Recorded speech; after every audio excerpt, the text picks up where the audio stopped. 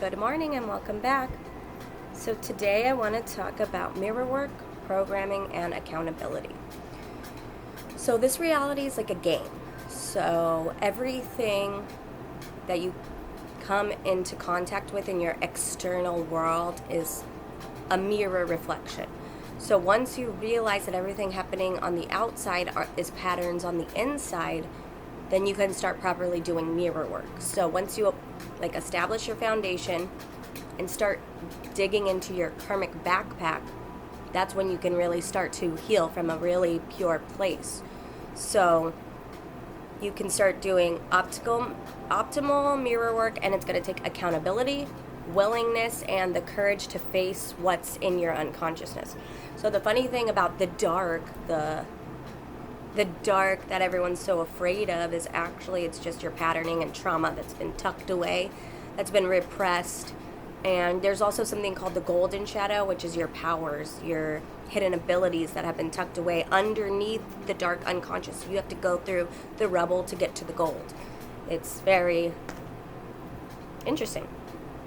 So most of the time people are creating from a very unconscious place. So when things come up in their external world that they don't like, it's because it's a pattern within them. So for instance, if you feel like you're always being controlled or something, maybe there's a part of you that's always trying to control everything around you. And once you heal that, that's when the mirror will change. So the funny thing is that people don't really realize this, and they see the mirror as a threat. So the situations that get sent to them to reconcile these patterns that came with you when you were born, so this could be from past lives, this could be some patterns that your ancestors have. There's so many different places that it can come from, or you don't really know why it's in you, but you know that you have to heal it. So when they don't know this, they will leave this certain situation and relationship. But if they don't forgive and recognize the pattern, it's not about just forgiving others, but forgiving yourself. And I do this by using the Ho'oponopono prayer. I'm sorry. Please forgive me. I love you. Thank you. It's a prayer to the divine to say, I see what is inside of me, and I know that this needs healing because it's obviously coming out on the outside. And if it affects you and it makes you feel a way, and there's nothing wrong with being sensitive and saying, yes, this makes me feel a certain way. There's nothing wrong with acknowledging your emotions, forgiving yourself, forgiving other, and then that pattern gets plucked from your energetic field, and so that pattern won't become on the outside anymore. And it's easy to fall back into patterns. So when you start doing mirror work, you realize, oh, if I leave this without dealing with it, it's going to show up in another way, in another situation. If it's a job, it'll come up in another workplace. A lot of times it's also childhood patterning that replays as well. So you want to really be aware of what's going on around you, patterns, and especially with people, because a lot of people get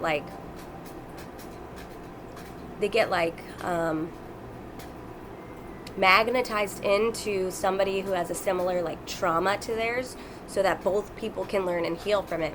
And they put these people on this pedestal because of the way that they feel, but really they're sent to help you heal a pattern. And everyone's equal. No one should be put on a pedestal. Everyone's equal.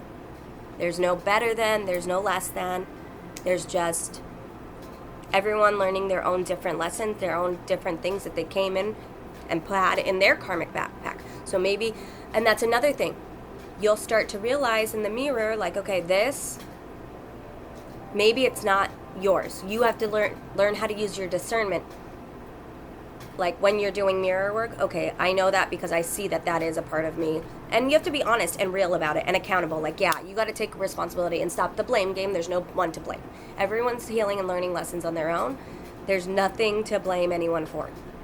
And once you realize that, it's way easier to understand what's in your inner world. And then, what's being projected onto you by other people. So when things get projected onto you, you can feel when it's not yours. You're like, oh, well, I'll just let them deal with that. You know that pattern's not inside of you.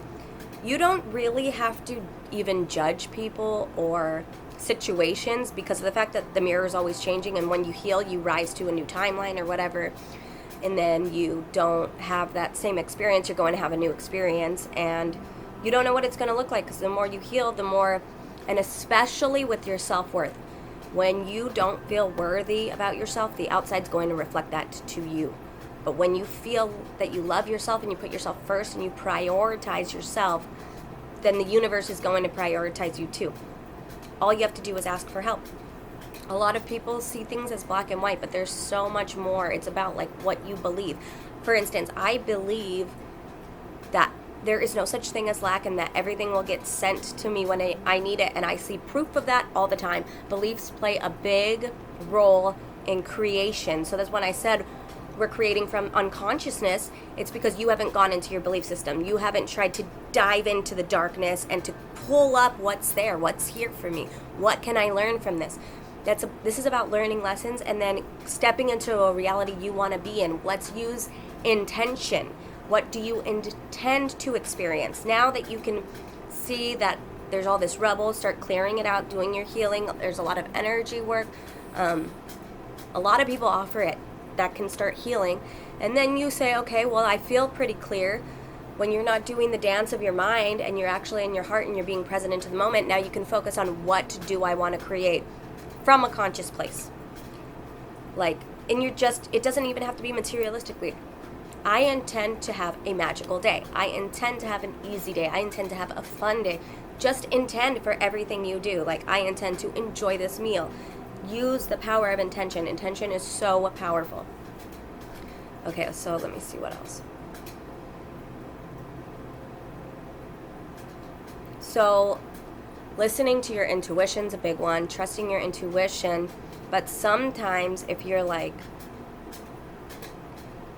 So, like, a big part of putting yourself first is about being healthy.